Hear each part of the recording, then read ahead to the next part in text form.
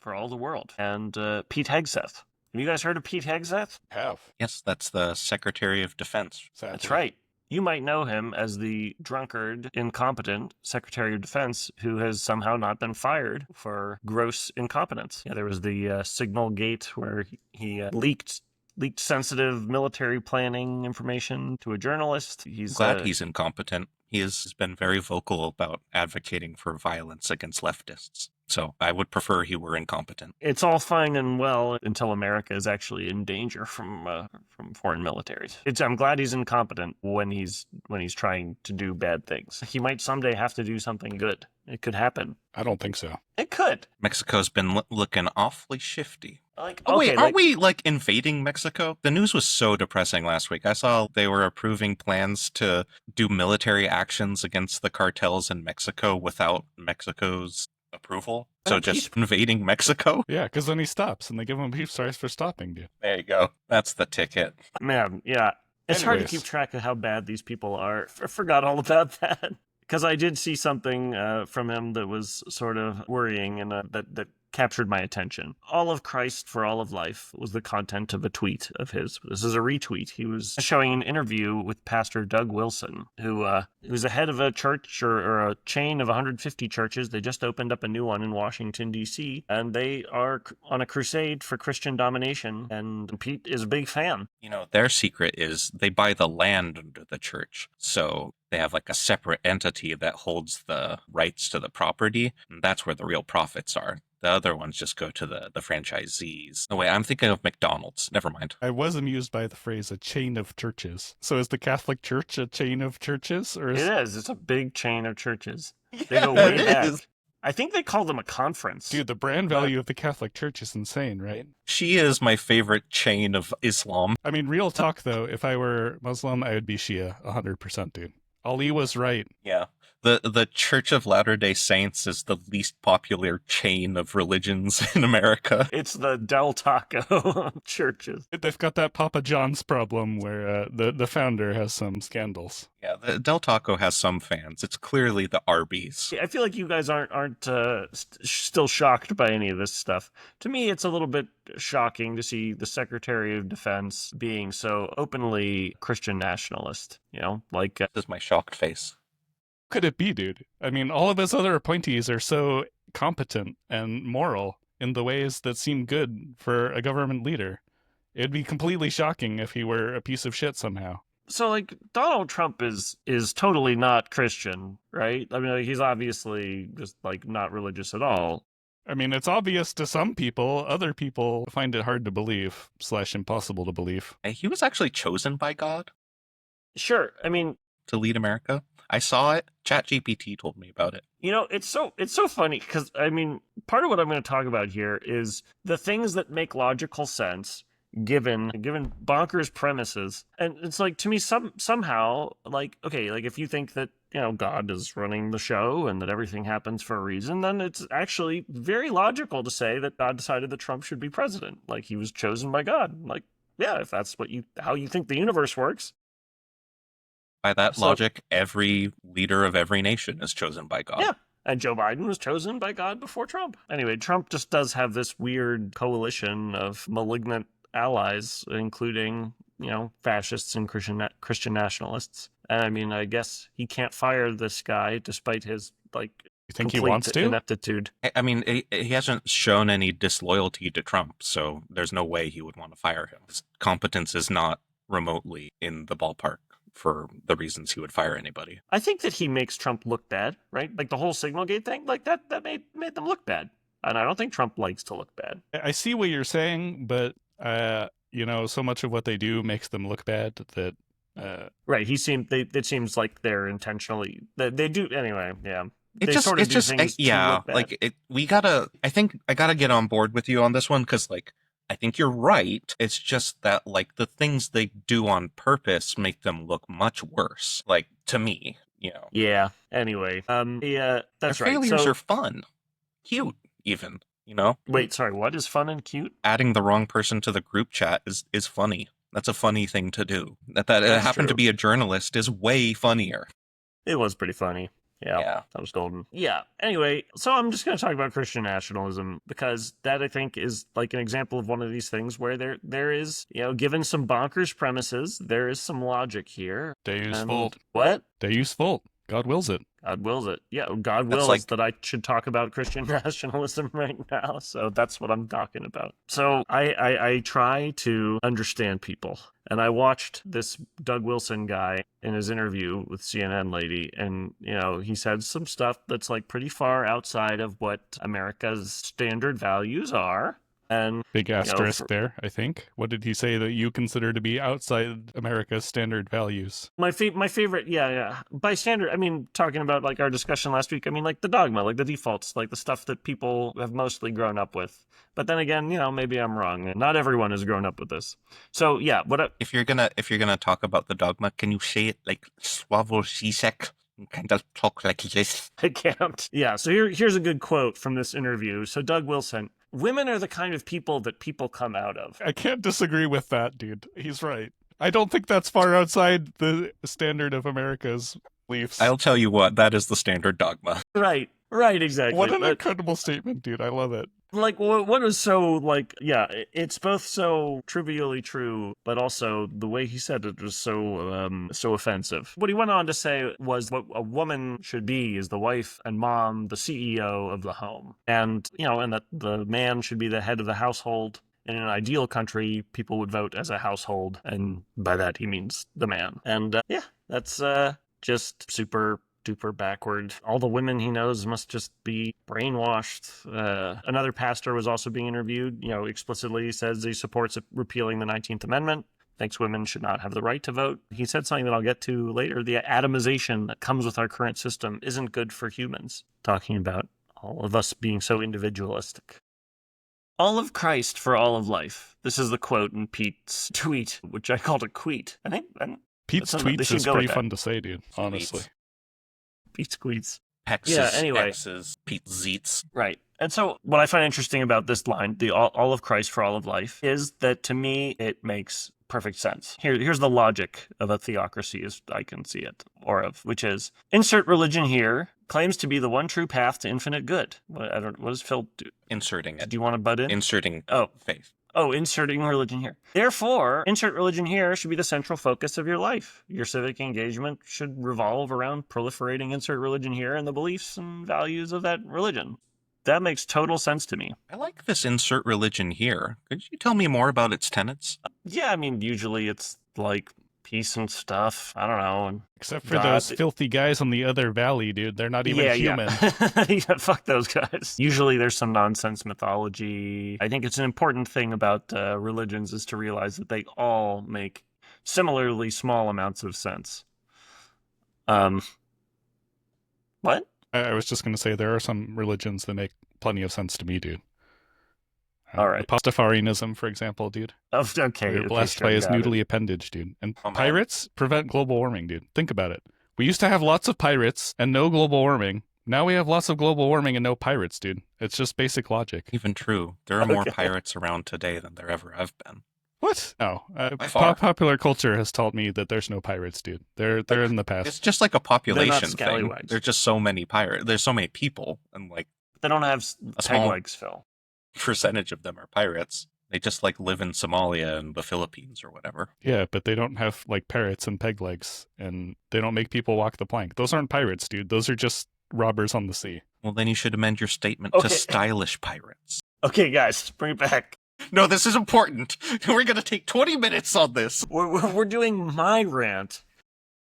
Please, rant on. So, right, but what do you guys think, though? Like, if you think that your religion is like the things that religions tend to say include like that this religion is really, really important. Like, and like, this is actually this is an explanation for everything. And this is your complete moral code. If you actually believe that, then it does make sense that you should bring that into your civic life and you should want your government to work that way and all that, right? Sure. Am I missing something there? No, I mean, just the fact that not everybody's going to agree about which religion is the best all the time. Right. It doesn't really matter that you only have your religion because you were born into it, because you were destined to be born into it because of the tenets of your religion. No, there's no flaws in that logic. Sorry. Move on. He's pointing out that, Christians have Christian babies and Muslims have Muslim babies. God Funny arranges things nice and tidily like that, dude. Very neat. Right. Imagine how confusing it would be otherwise, dude. Yeah, so I'd have to take it up with Right, Zoroaster. so I guess what this makes me think, I didn't dig into Zoroastrianism any for this one, but it was Trump would be a fan, I bet, honestly. He loves fire. Incest. Sure. All the Zoroastrian kings married their sisters or whatever. That's the famous thing about their religion these days. What I'm kind of wondering is, how do genuinely religious people function in a pluralistic society? Not very well. Well, it depends on how chill they are.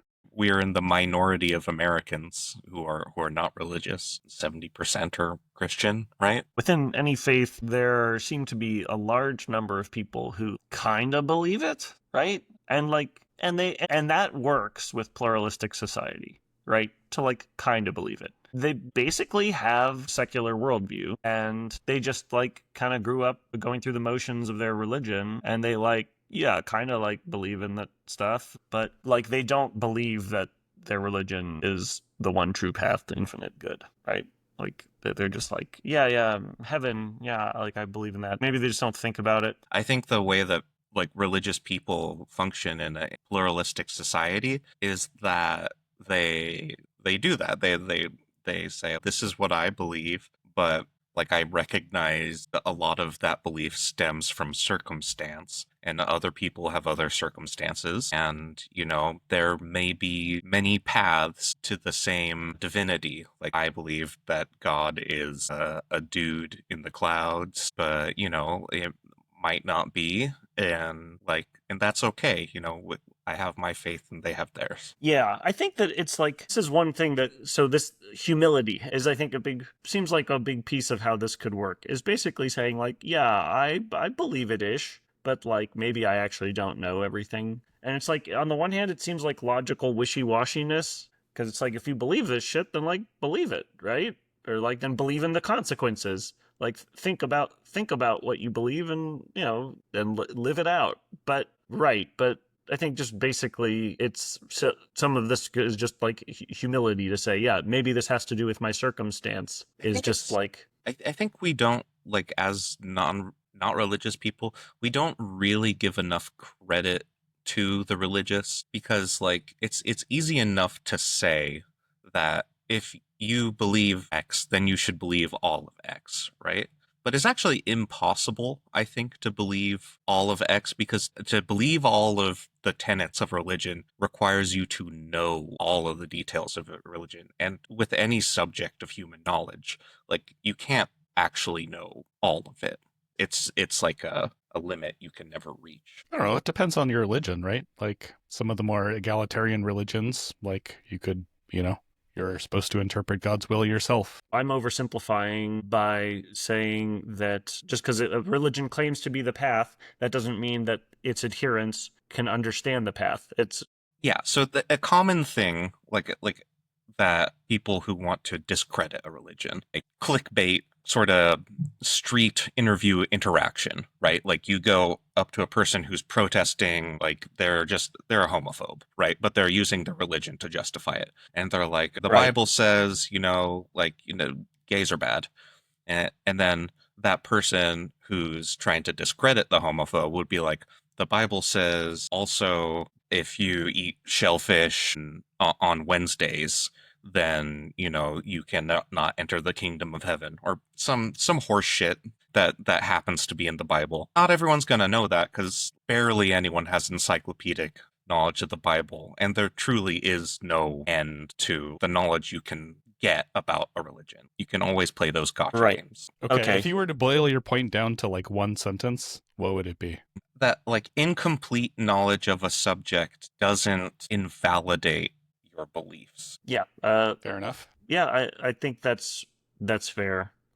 And I don't. Yeah, in terms of my logic of theocracy, though, if you're a normal Christian, you know plenty about your religion. You don't have the encyclopedic knowledge, and you're not ready to do an apologetics battle on the street, but you are pretty confident that like God is against homosexuality, and that's what you believe. So that person would then like be civically engaged, and they would want, same-sex marriage to be illegal, and like they would want their society to live that. I just Don't I, have I thorough knowledge of their religion. Does that inhibit them from wanting the theocratic state? I guess what I'm saying is they're easy to pick on, but we're all guilty of this to some extent.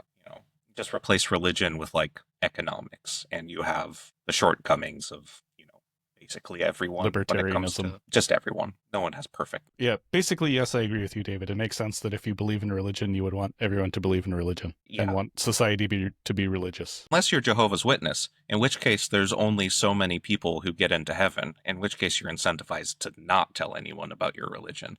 Though it is also Which is part of very your strange. religion. Evangelize, dude. It's part of one of the requirements for the religions you have to evangelize, dude. That's why they're knocking on Isn't that everyone's door. weird though? Because it's like, Maybe that's why they're so annoying. really? Because you don't Right, you want to be part of the group in heaven? I think they believe in predestination, though, so everyone's already like this has already been decided by God when Those he set the goddamn elaborate clockwork of the Calvinists. universe into motion. When he said, Yeah. "Let there be light," then there were Jehovah's Witnesses knocking on some people's door 4.3 billion years later as a consequence, and it could never have gone differently. But then why does he care if they, I know I'm not yeah, we can't get into the whole predestination thing. Okay, so all right, so anyway, I think there's like some reasonable logic to theocracy. I struggle a little bit to understand how a really religious person would get by in a pluralistic society, especially like when their religion has this exclusivity, claim like so centrally. It makes Right. sense. Perfect sense. Because to them, the solution was worse than the problem, right? You look back at stuff like the 30 Years' War and you're like, oh, that was a bad idea. I guess we shouldn't try and force people to do shit. And they'll just go to hell and I'll go to heaven and I'll laugh down at them roasting down there afterwards, right? Yeah, I think that, okay, to kind of try to integrate my point into the conversation again, it it would be that like everyone does this, right? Like everyone picks and chooses their beliefs to a certain extent. No one has perfect knowledge of something. Therefore, everyone kind of picks and chooses their beliefs. And people do that because whether they realize it or not, it's because those beliefs suit them and their other motivations. And you're saying that that's how they get by in a pluralistic society? I'm saying that they could choose to not believe these things and get by better in a pluralistic society. Got But it.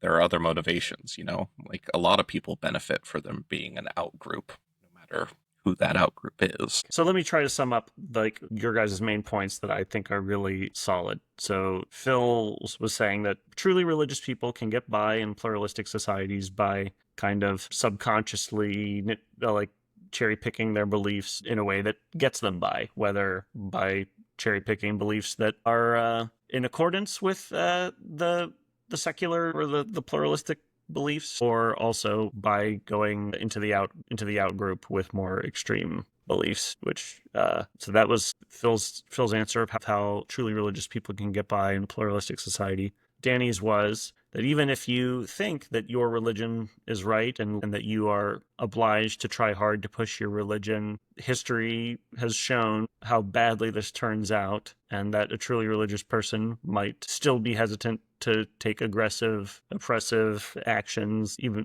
to put their religion on top for that reason. So yeah, that makes perfect sense. Yeah, where I was gonna go from there was just like talking about, I'm not going to go there in depth, was just like, yeah, how was exactly this, the consequences of a theocracy, how history does indeed show that this shit doesn't work. In some ways it undermines the religion that it is trying to lift up, and it of course causes tremendous damage to everyone else. I do have to point out that even if you weigh your fundamentalist views about your religion more strongly than your worry about the consequences based off of your learnings from history, or there is the problem that the chance that insert religion here is true is infinitesimally small. There is that one minor problem, like right at the root of the logic chain. Well, since you're talking about premises, you're working from the premise that we live in a physical, rational universe, not some sort of morality play that God has put us in to test our faith. I don't know like where historical precedent comes in the premise, but it's worth noting that Pete Hegseth, the star of this particular story, is sort of a history fan, at least of a very particular time of history. He loves Crusades history, or an imagined version of them.